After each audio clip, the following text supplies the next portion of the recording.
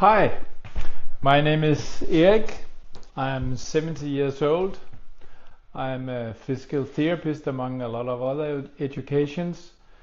And today I'm going to share with you my experience about stress. Stress is, in my opinion, one of the most harmful things for the body. And I can say that 90% of all my clients show clear sign of body shaping because of stress. And stress, how does it harm the body? Yes, normally our body will maintenance itself, repair. If you cut your finger, it repairs itself. If you use a joint too much, it will automatically repair itself. But if you are in a fight or flight mode, then the body is very intelligent. It pushes blood out into your arms and legs because now you're either going to protect yourself, defend yourself, or run away. And what the situation is in our current culture is that many things in our daily life mimics a situation that the body can interpret it as this is a dangerous situation.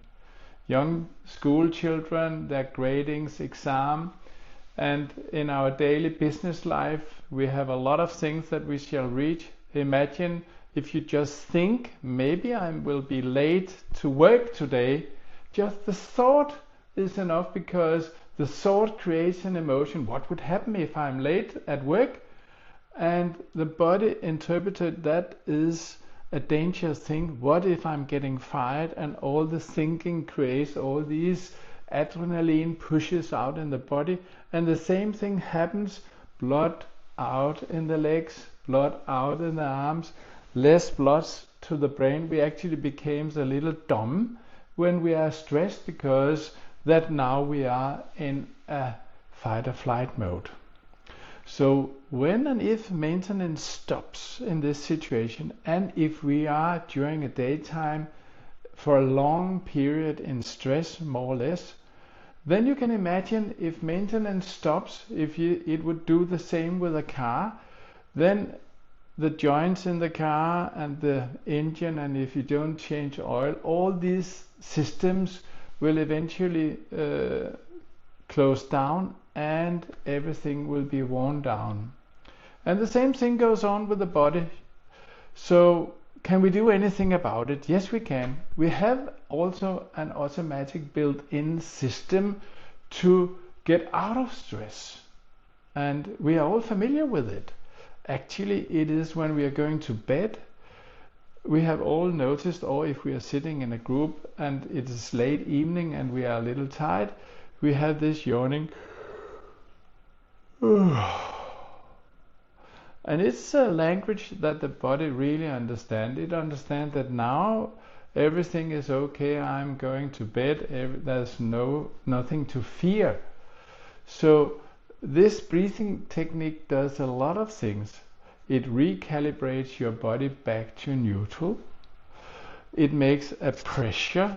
Notice here when I'm breathing in through my nose, into the stomach, deep down with a push. Then it creates a push in the body that actually activates my lymph system, cleansing my body, my joints for all the remaining stuff after that my cells has used all the things from the blood and the trash is being pushed backwards. So I cleanse my body. My joints begin to move easily. So this breathing technique is very important.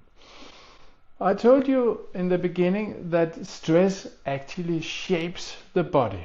And let me illustrate to you how I see that 90% of all my clients more or less have the same shape symptoms like stress. I will go to the wall and you can see. If you're out of stress, your body should be symmetric. So the one shoulder shouldn't be forward or backward, or your hips shouldn't be crossed, and your legs shouldn't be standing out to the one side or the other. But it happens so that we have our heart in the left side.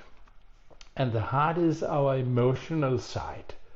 So if we are under emotional pressure, we tend to, without even thinking about it, protecting ourselves, trying to pull ourselves together to stand in the pressure. So the shoulder will eventually go forward. If we are very determined to cope with the situation, the right side is our will side, it is our action side. So this shoulder tends to go up. So we can be in a situation where we have a position more or less like this. But what happens is that the muscles is contracting here, and gradually it influences the upper joint called the atlas, and this will be contracted so much that it closes a little down for the central nervous system. And what happens now is that the body is trying to compensate for it, so the hip is going to the one side here forward and the other backward. And that's why many elderly have to change their hip here, because it is getting worn down and the body tends to have the feet out to one side or the other. So you can imagine if we are walking around with a body where the central nervous system doesn't function properly, and it influences the organs also. So now we have a situation where the perfect maintenance system is working on a very low grade, and the adrenaline is being pushed out, and our system is in a more or less alert system. This is very unhealthy. If we at the same time eat unhealthy and eat a lot of sugar, then all the creative thing in the body that could actually cope with that is getting really provoked by this stress system. So remember, during a daytime, think about being happy, think about breathing. Take hold of your thoughts, because thinking creates emotions, and many of these emotions are actually not real, but you can force yourself to be happy. Think about, yes, I will manage this job here. Stay calm, take a deep breath. It is so healthy for you.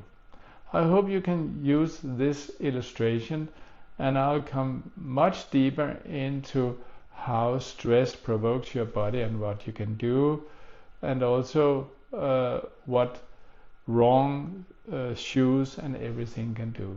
So I hope you look forward to seeing more of these simple things. Thank you.